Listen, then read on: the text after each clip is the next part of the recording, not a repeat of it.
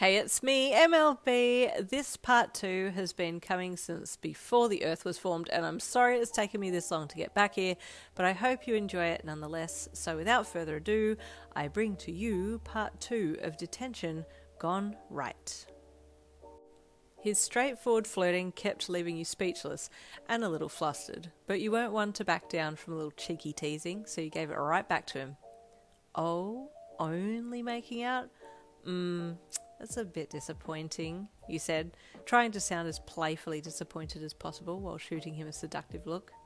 Your reply took him by surprise, and he blinked a few times before smirking. You're a little handful, aren't you? I think I'm in love, he chuckled mischievously. You giggled as you spun away from him, clasping your hands behind your back.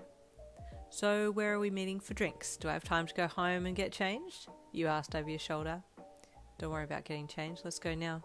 There's a place around the corner from here. Leave your stuff. We can come back and get it later, he said casually. Oh, I see how it is, you replied knowingly as you spun back around to face him.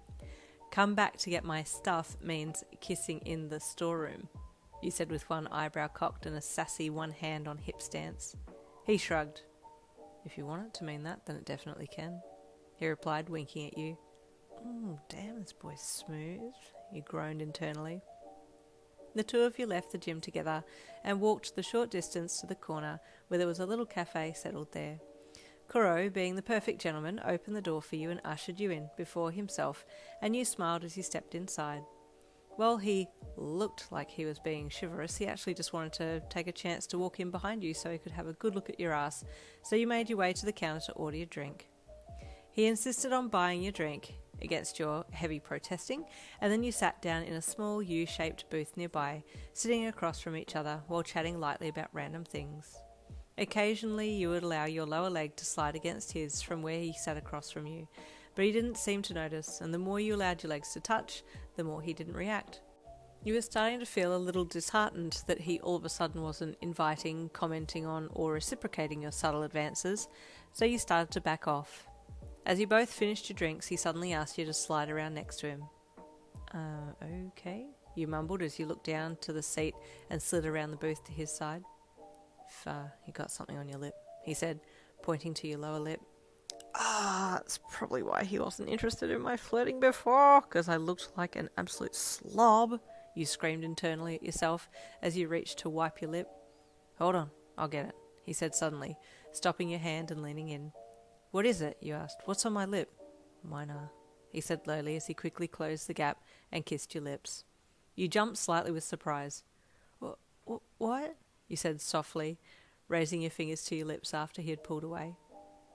You asked what was on your lips and I said mine, Kuroo replied. I was trying to be smooth, but it didn't work, he added, slightly dejected, with a little chuckle on the end. You laughed.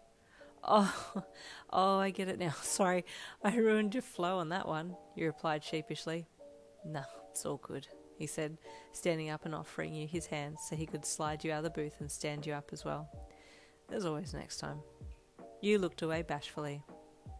He was the perfect mix of forwardness and little awkwardness at times, and you loved it. After that, you both walked back to the school grounds and towards the gym room to get your bags, and he unlocked the gym door and stepped back for you to enter first again. The sun was starting to set, and the soft glow through the high glass windows along the wall of the gymnasium cast long shadows, almost begging for a little romance in the stillness of the room. Kuroo shut the door quietly behind you both, and you could feel your heart rate increasing.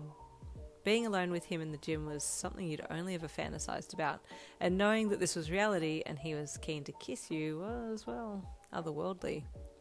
Breathe in, breathe, you mentally coached yourself as you walked towards where your bag was, keenly aware that he hadn't followed, but you could definitely feel his eyes on you. It's okay, it's just a kiss. That's if he even wants to kiss you again. You picked up your bag and turned back towards him to say something, but your breath caught in your throat. He was leaning up against the wall beside the gym door, almost as if he were guarding it. Both muscular arms crossed across his chest with one leg cocked up so that his foot was flat on the wall behind, head down slightly with those gorgeous eyes watching you like a lion watching its prey. That's quite a look, you said, almost nervously as you approached him. Seriously, Ian, that's the best line that you could come up with? Does it make you want to kiss me? He asked slowly with that signature smirk. You nodded and walked that last bit towards him, maintaining eye contact while placing your bag down at his feet, before straightening up and leaning up to kiss him softly on the lips, then pull back. He didn't move, just maintained the same stance, which held an interesting power. He was allowing you to control a kiss, while at the same time throwing some pretty dominant vibes, and you weren't gonna lie, you were hella turned on by it. You leaned up and kissed him again, your fingers tracing his forearms and up to his shoulders, slightly pushing his sleeves up.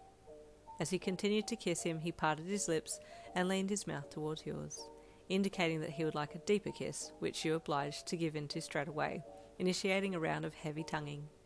He uncrossed his arms slowly and let his hands fall to your waist, pulling your body against his as you two made out. His hands wandered slowly and respectfully, with much restraint, but you could also feel how much he wanted you, his kiss getting hotter and hotter. After a good few minutes, you pulled away for some air, a small saliva trail connecting your lips as you both breathed heavily, trying to calm some of that passion that had built.